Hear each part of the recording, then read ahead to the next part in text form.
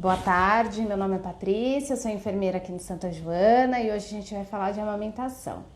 Esperar o pessoal começar a chegar para a gente dar início ao nosso tema. E hoje a gente vai falar de amamentação. Esperar o pessoal.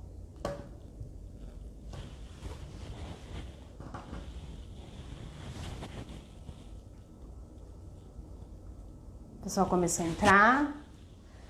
Vamos começar aqui um pouquinho, falar sobre a amamentação. Muitas pessoas imaginam o que é a amamentação, né? Por isso que hoje a gente está falando no canal Ser Mãe, um pouquinho da amamentação, para vocês acompanharem aí e verem como é importante a amamentação, principalmente nessa fase inicial aí do bebê, tá bom? Me apresentando novamente, meu nome é Patrícia, eu sou enfermeira, trabalho aqui no Hospital Santa Joana e acompanho um pouquinho da amamentação com as mães que estão internadas conosco, tá? Conforme for surgindo as perguntas, eu vou tentando responder, tá? Mas a gente vai começar a falar. Muitas mães imaginam que a amamentação é aquilo que a gente vê na novela, né? O bebê nasce, a gente coloca o bebê no peito e o bebê vai mamar e tá tudo lindo. Mas não, né? O bebê nasce, muitas vezes está um pouquinho sonolento, tem a sua dificuldade de mamar ali de início, mas vai fluir. O que precisa entender é que para amamentar tem que ter dedicação, tem que ter paciência, né? Lembrando que é um aprendizado da mãe de pôr o bebê para mamar, do beber em mamar, então é um aprendizado em conjunto. Isso que é importante e se dedicar àquilo para que se una as duas coisas e flui muito bem a amamentação, tá? A Diana já tem dúvida sobre a pega correta e quanto tempo tem em cada mamada. Então vamos lá, vamos chegar aí ainda da pega. Vamos falar um pouquinho dos benefícios da amamentação, tanto para o bebê quanto para a mãe, certo? E aí a gente fala aí da pega correta. Então é muito importante amamentar, porque o leite materno é uma vacina natural para o bebê, né? Protege ele de inúmeras doenças, além de estar sempre pronto em temperatura natural, ali ideal para ele, além de aumentar esse vínculo materno mãe e bebê. Então, os benefícios da amamentação para a mãe acelera a perda de peso, reduz a incidência de câncer de mama, de ovário, do endométrio, protege contra doenças cardiovasculares, evita a osteoporose e para o bebê, maior contato materno, melhora o desenvolvimento neuromotor e neurológico do bebê, diminui os riscos de obesidade. A amamentação também previne as alergias, a anemia, as infecções respiratórias como asma. Esses bebês também amamentados têm o maior risco de desenvolver diabetes tipo 2, tá? Sim, assim que o bebê nasce, a gente já pode colocar o bebê no peito, tá? Então o bebê nasce, a gente chama da hora ouro, né? Então o bebê nasce, ele em condições clínicas, já pode ser posicionado em seio materno ou na suíte de parto, ou ainda no centro obstétrico, ou na recuperação anestésica, tá? O quanto antes esse bebê vai ao seio materno, melhor para ele e para a mãe, tá? Se o bebê tem problema de deixar o bebê mamando por mais de 40 minutos, caso ele queira. Bom, os bebês, logo que ele nasce, ele é sonolento, certo? E aí a gente exige muito deste bebê. Quer que o bebê mame e fique por horas mamando. Ou se ele mama 10, 15 minutos, a gente já fica preocupado. Nossa, meu bebê não está mamando adequadamente, tá? Os bebês, eles têm um estômagozinho pequenininho. No primeiro dia de vida, o tamanho do estômago do bebê cabe aí em torno de 5, 7 ml. Então é do tamanho de uma cerejinha. O bebê em torno aí do colostro, que é o primeiro leite, né, que sai, que vocês falam assim, nossa, é aquela aguinha, é o colostro. O colostro, ele tem rico em proteínas, é bem importante para o bebê. ele sai aí de 2 a 20 ml por mamada. Então, quando o bebê ele suga, nem sempre ele vai ficar 40 minutos no peito. A gente conta aí de 15 a 20 minutos em mamada efetiva para esse bebê mamar. E quando passa de 20 ou 40 minutos, esse bebê muitas vezes pode não estar fazendo uma mamada efetiva. Por exemplo, o bebê, ele faz uma mamada efetiva com sucções bem regulares, longas e profundas, tá? Então você vê o bebezinho, muitas vezes a gente consegue escutar ele deglutir. E aquelas mamadas curtas e rápidas é uma sucção que a gente chama não nutritiva. É aquela sucção que ele fica no seio materno para satisfação oral, não para satisfação nutritiva. Então, se o bebê fica por mais de 40 minutos, não tem problema, mas ele está gastando energia, ele tem um gasto energético. Então, quando a gente tira o bebê do peito muitas vezes, vai colocar ele no berço, aí ele chora que quer retornar para o peito. Então, é importante que a gente observe essa sucção para que ele faça uma mamada efetiva e ele faça o seu repouso adequado, tá? E aí, o que acontece? Nesse repouso adequado, ele vai dormir em torno de 1h30, no máximo aí 3 horas, tá?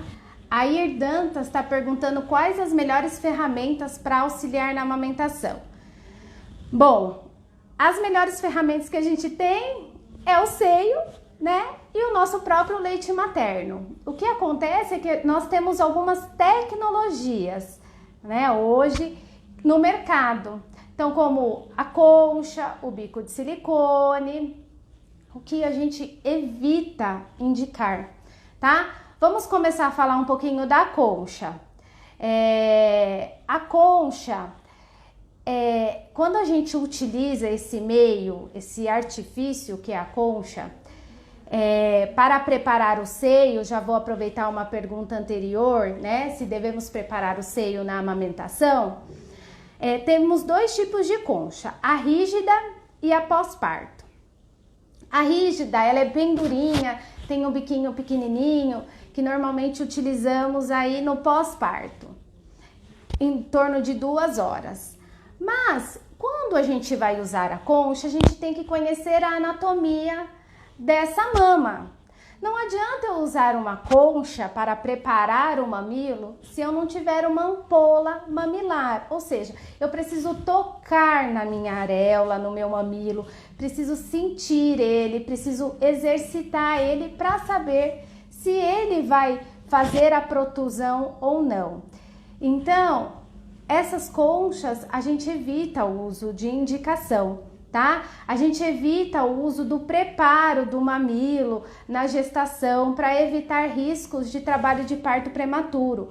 Antigamente falava-se para fazer, né, o uso da bucha vegetal. Hoje a gente pede para evitar qualquer tipo de manipulação no mamilo durante a gestação, para evitar o trabalho de parto prematuro.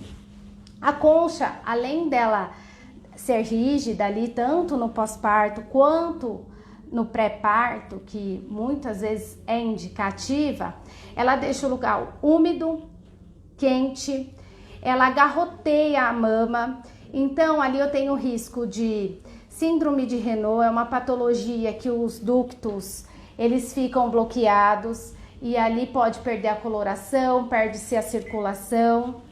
Eu tenho risco de contaminação por bactéria e por fungo, uso da concha, tanto no pré-parto quanto no pós-parto. No pós-parto, isso pode acontecer com mais recorrência. Por quê? Porque ali o bebê tá sugando, tá? Nisso que o bebê tá sugando, pode acontecer um trauma mamilar, tá? E nesse trauma mamilar é uma porta de entrada. Sendo uma porta de entrada, eu deixo um lugar úmido e quente. Assim, o que acontece? Eu posso ter uma bactéria ou um fungo ali no local. Isso vai repercutir tanto na mãe quanto para o bebê, tá?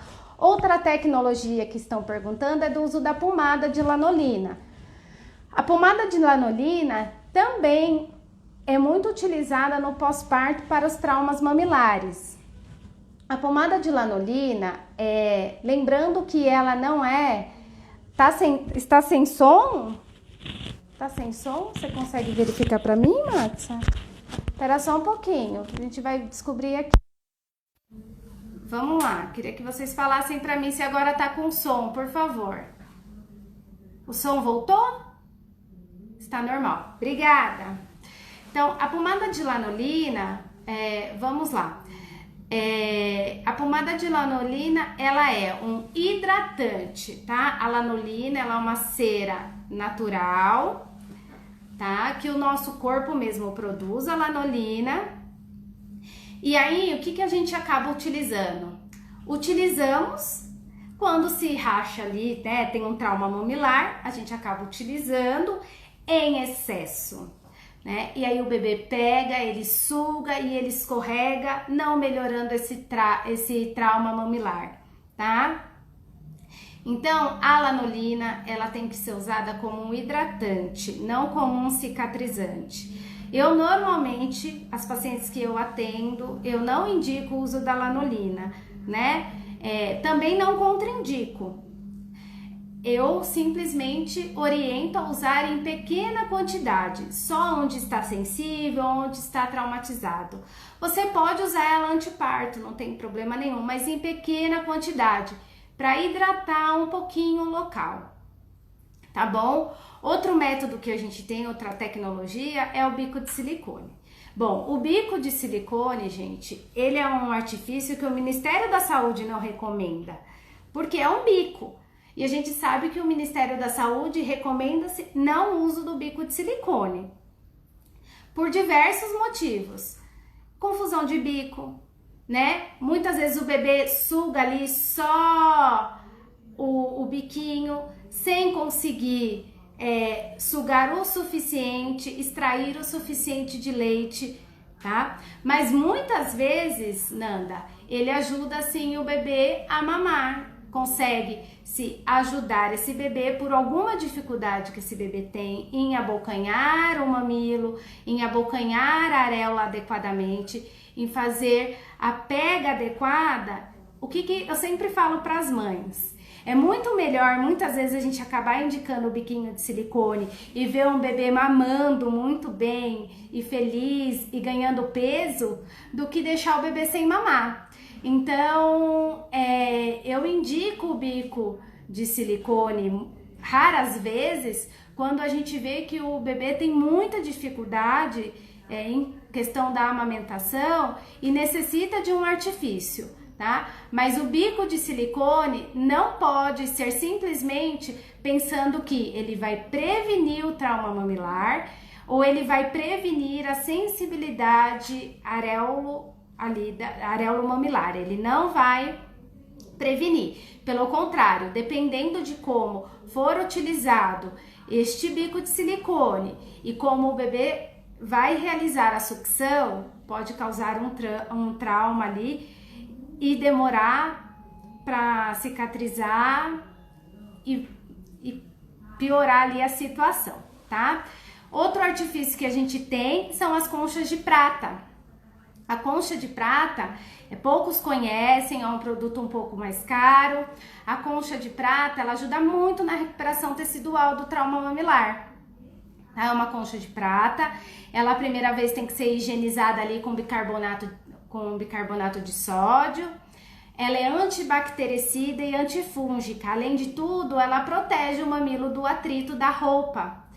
Então, ela ajuda bastante na recuperação tecidual desse trauma mamilar. Temos as placas de hidrogel. Muitas mães conhecem como antigo mamare, muitos obstetras aí conhecem como antigo mamare, hoje não tem mais na linha, né? É um discozinho de hidrogel, ele vai geladinho na geladeira. Então, ele dá um conforto no seio, ele dá um conforto ali no mamilo, porque ele vai bem geladinho. E a sensibilidade é muito forte, principalmente quando o bebê abocanha e tem esse trauma e tem essa sensibilidade, tá? Então, tem a plaquinha de hidrogel que facilita muito nesses traumas mamilares e nessa sensibilidade da mama. Temos também o laser terapia. Laser terapia é uma ótima opção para traumas graves, tá? Ou mediano, ou até para aquelas mães que têm uma sensibilidade maior em seio materno, tá? Que quando o bebê já abocanha, já sente. O laser terapia, ele tem o infravermelho e a luz vermelha, ou seja, ele ele ajuda, né, na recuperação, porque ele é analgésico e ele é anti-inflamatório, então ele faz toda uma recuperação tecidual, e ali a pessoa que vai, a consultora, a laser terapeuta que vai fazer esse laser terapia, ela vai avaliar ali em 48 horas se precisa de uma nova sessão. Ela é acompanhada para colocar o bebê em seio materno de forma adequada, tá bom? Então, laser terapia também é uma boa indicação para a amamentação. A Ana tá perguntando, conforme o bico machuca, acaba saindo sangue. Tem problema do bebê ingerir isso com leite? Esse leite tem células de inflamação, já que o bico está machucado. Bom, vamos lá. Na verdade, esse leite com sangue, esse sanguezinho, o pH desse sanguezinho é diferente, né? Então, quando o bebê ingere, pode incomodar ali no estômagozinho e esse bebê regurgitar. Se ele começa a regurgitar esse sangue, a gente vai pedir uma pausa, tá? Para que esse bebê pause a amamentação, a gente faça uma recuperação tecidual para que ele retorne à amamentação, certo? Então, se o mamilo estiver muito machucado, a gente precisa tratar esse trauma mamilar e entender o que está acontecendo. Porque muitas vezes a gente quer tratar o trauma mamilar e o que acontece? O bebê continua fazendo a pega errada, a posição inadequada e a gente não consegue tratar, tá bom? Meu bebê tem 3 dias e estou lutando para fazer a pega corretamente. Estou com o bico bem machucado, eu acredito, Alana? É isso?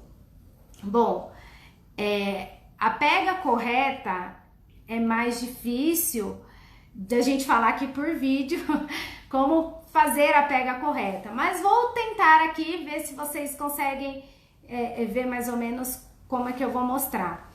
Para o bebê fazer a pega correta, primeiro, o bebê não pega mamilo, tá? Então, ali tá o mamilo, independente da anatomia do mamilo. Se ele é protuso, se ele é invertido, se ele é plano, o bebê não pega mamilo. O bebê tem que abocanhar a maior parte da areola. Mas, Patrícia, a minha areola é grande, tudo bem. O bebê ele vai abocanhar a maior parte. Como que a gente sabe que o bebê tá fazendo a pega correta? Primeiro, o narizinho do bebê vai estar encostado na parte da areola superior, tá? A boquinha é a famosa boquinha de peixe mesmo, é a boquinha toda aberta, tá bom? Ele não pode estar fazendo covinha, nem barulho. Muitas vezes as mães falam assim, olha, ele mama bem, ele até faz barulhinho. Não, barulhinho não tá identificando que ele tá com a pega correta. Para que seja um conjunto de pega correta, a gente precisa adequar o posicionamento deste bebê também, tá? Outra coisa para a gente ver a pega correta é o queixinho. O queixinho tem que estar encostadinho na parte inferior da areola, tá? Então é um conjunto. Nariz na parte superior e o queixinho bem encostadinho na parte inferior. As bochechinhas tem que estar bem arredondadinha. Ele não pode estar fazendo covinha. Eu coloco o meu bebê para mamar e eu sinto fisgar na parte inferior ou não vejo toda aquela boquinha. Você com a sua mão pode ajudar ele a abrir a boca. Então você faz uma massagenzinha no queixo para que ele abra a parte inferior, arruma a parte superior da boquinha dele, que ele vai adequar a pega. Mas lembre-se, é um casamento, a pega e a posição. Posição correta e pega correta. Então, para que o bebê esteja em posição correta, o bebê tem que estar alinhado, é o famoso barriga com barriga. Ele tem que estar alinhado na linha mamilar, a barriga junto com o tórax, tá? O bebê não na posição tradicional, ele não está olhando para a mãe, ele está olhando para a mama, tá? Na posição invertida, ele está olhando para a mama, tá bom? E na posição de cavalinho, que é aquela sentada que a gente fica muito preocupada, também ele está olhando para frente. Então, tem diversas posições que a gente consegue adequar e melhorar a pega e melhora, assim, a sensibilidade da mama. Como prepara os seios antes do neném nascer? Então, que nem eu falei, Renata, a gente não faz preparo mais hoje dos seios. O que você pode fazer que ajuda muito é o banho de sol, antes das 10 e após as 16.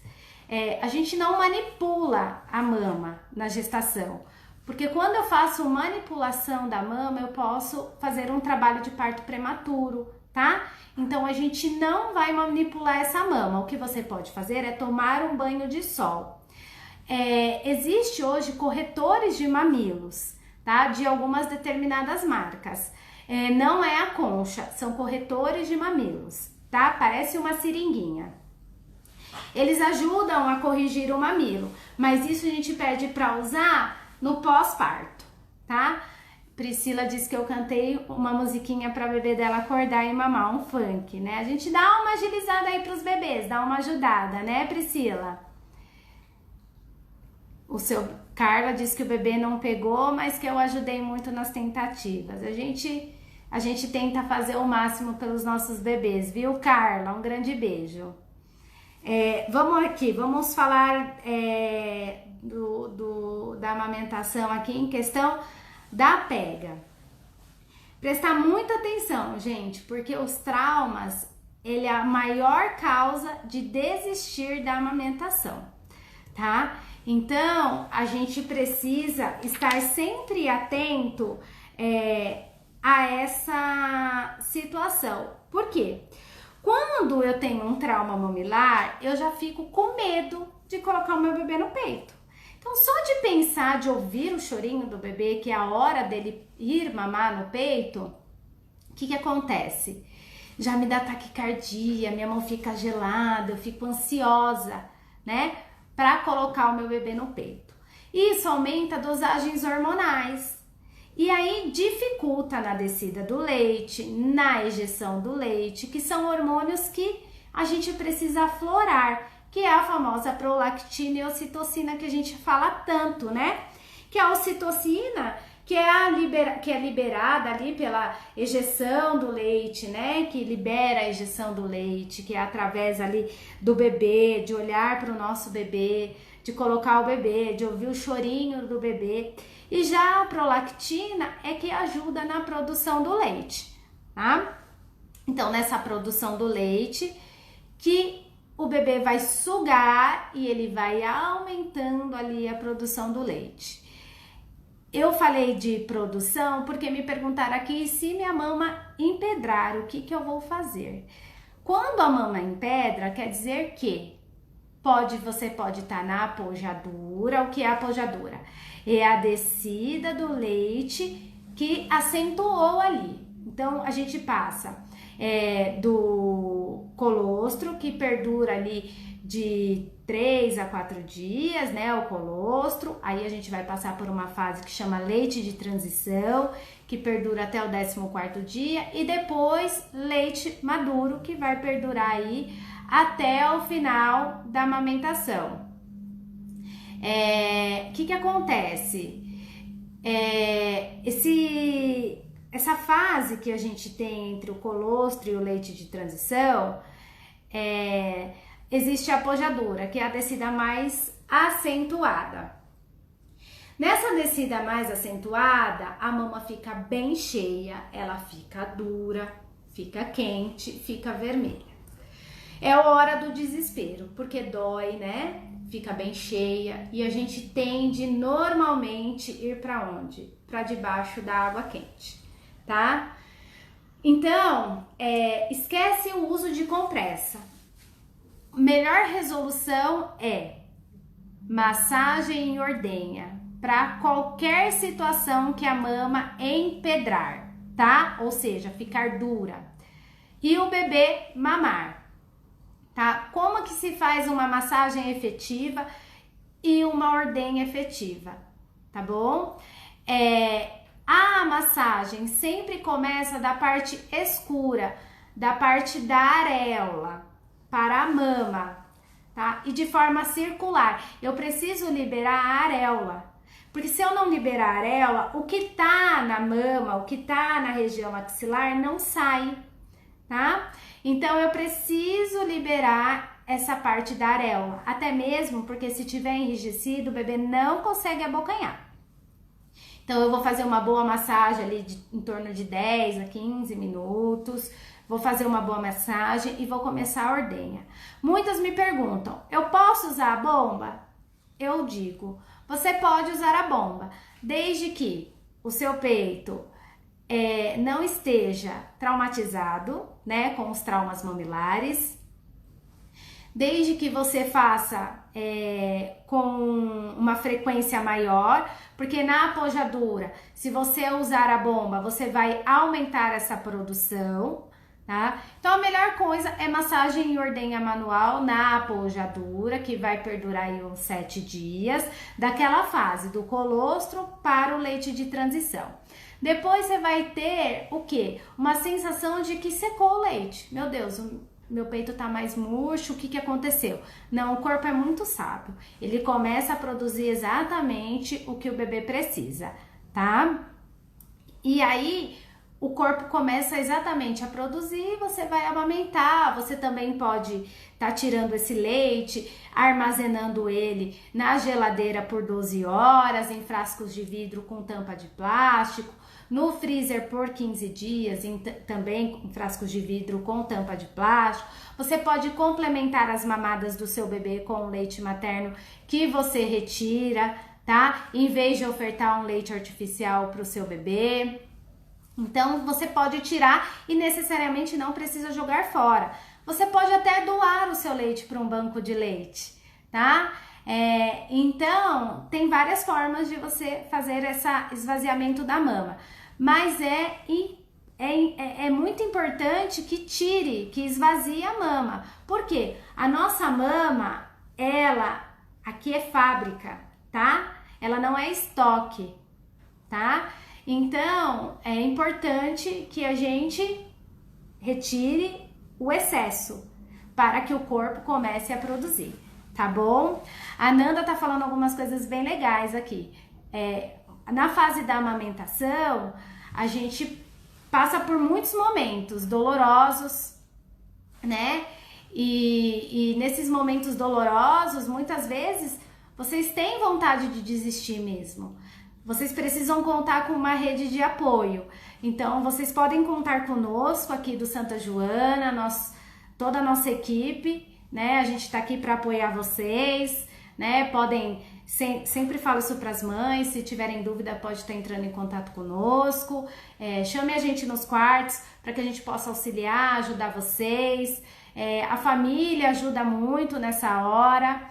Em questão do acompanhamento, do auxílio na questão da amamentação, mas vale muito a dedicação, vale insistir também, né? Então a dedicação, o amor ali que só vocês mães têm com os bebês de vocês é que vale a pena mesmo. Não desistam, insistam, e a gente corrigindo a pega, o posicionamento, tudo isso vai melhorar, tá? A Renatinha tá perguntando quando o bebê só pega o bico e ele está bem dolorido e sangrando, tá?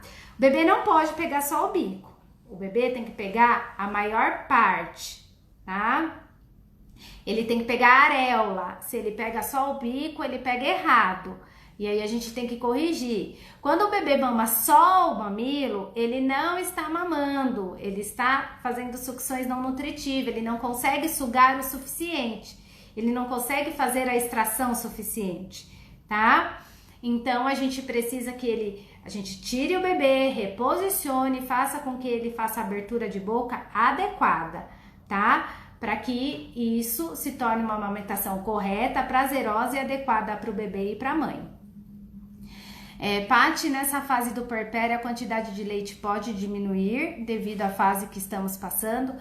Depende, se você tiver com um grau de estresse muito alto, você pode diminuir a produção láctea, né? Por conta da diminuição dos hormônios e depende da frequência que você tá colocando o bebê. O bebê no começo, do início aqui da mamada, né? Ainda na maternidade, nesses primeiros dias, a gente coloca, o bebê vai ao seio materno de 8 a 12 vezes por dia na mama, né? Então ele vai mamar. Eles perduram, eles dormem mais, mas eles mamam em torno de 8 a 12 vezes por dia, em torno de 15 a 20 minutos de mamada, tá? Numa mamada efetiva.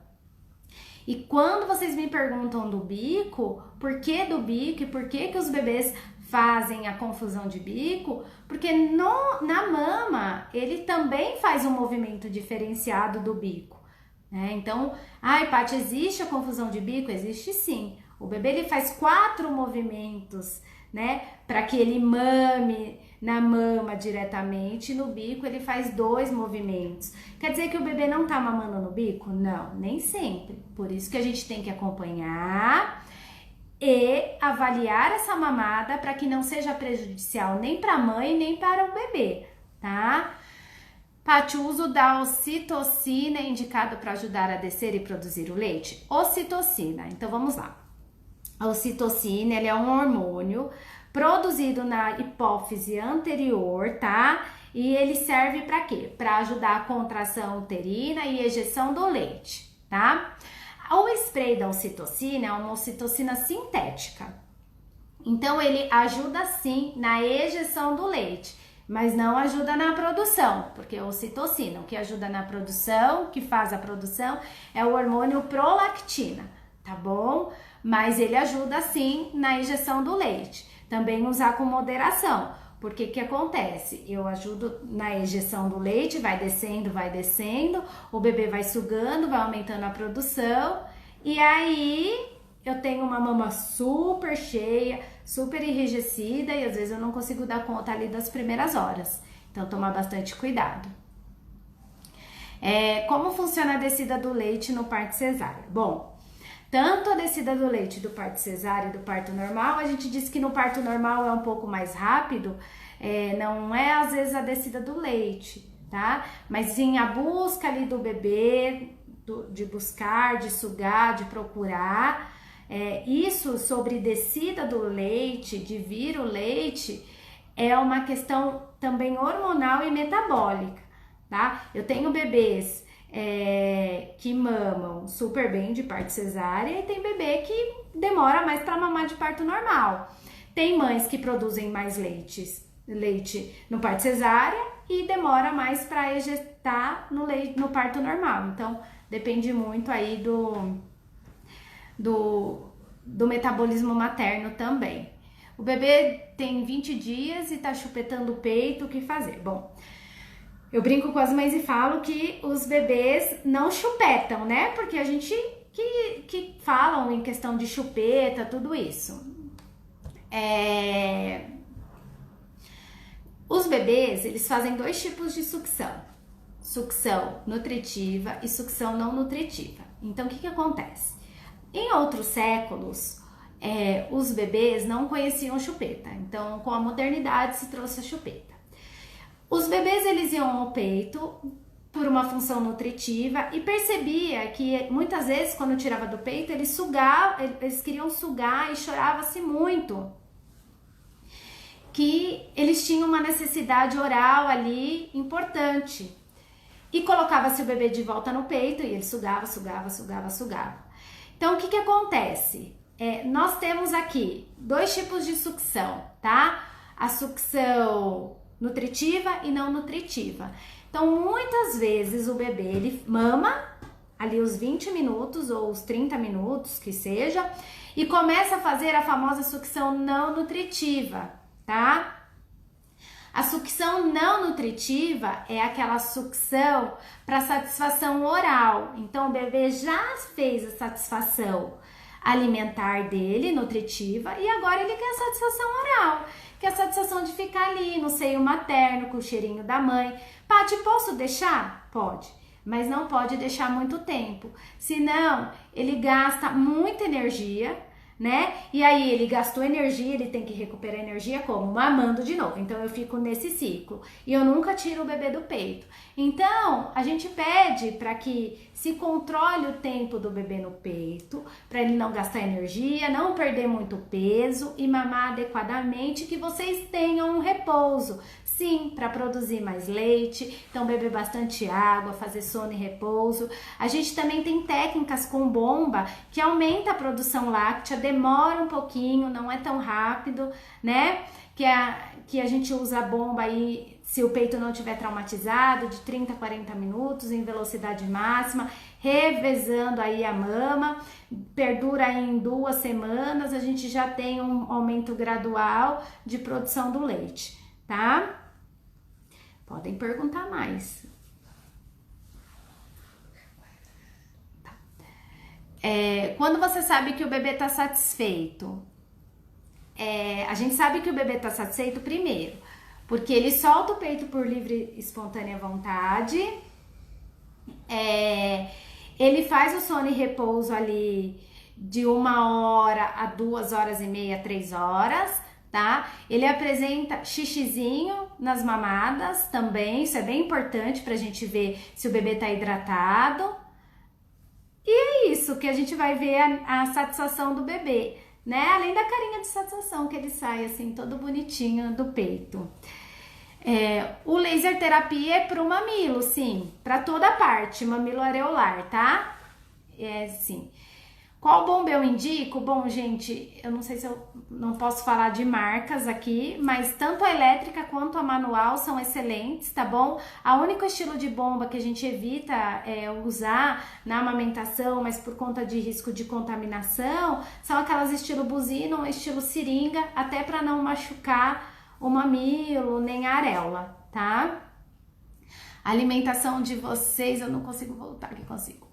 A alimentação alimentação muito rica em ferro, em alimentos vermelhos, muita água, tem que ser uma alimentação boa, tá? Isso a nutricionista sabe explicar melhor para vocês do que eu, tá? Mas é importante vocês se alimentarem ali para suprir as necessidades, evitar o uso de cafeína, achocolatados, chocolate, gaseificados, que isso é prejudicial na amamentação. Paty é a mãe da Manu. Oi, mãe da Manu, tudo bem? E se ele não dorme esse tempo?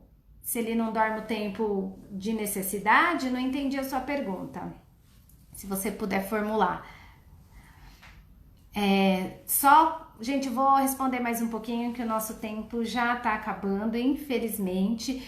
Devo acordar o bebê recém-nascido para mamar? Sim, deve acordar o bebê recém-nascido para mamar. Pode estar frio, pode estar calor, tem que acordar o bebê, tá, gente? A gente não pode deixar o bebê dormindo e achar que tá tudo bem. Então eu tenho que acordar o bebê no intervalo de 3 horas no máximo. Ai, meu bebê é sonolento, não acorda, não tem problema. A gente fecha a janela, desliga o ar-condicionado, não tem a corrente de vento, começo a retirar a roupinha, vou estimulando ele, troco a fralda, tá bom? E posiciono ele em seio materno, mas não posso deixá-lo dormir. Eu quero agradecer a todas pelo comparecimento aqui na live de hoje, no canal Ser Mãe. Muito obrigada. Todas as perguntas aqui o pessoal vai compilar e a gente vai responder aí no final para vocês. A gente vai continuar dando uma resposta, mas eu agradeço por todo o carinho, tá? Nós aqui do Hospital Santa Joana estamos à disposição de vocês, tá bom? Mas infelizmente a nossa live acabou. Muito obrigada, viu? Um grande beijo a todas. Até mais. Encerrar o vídeo, né?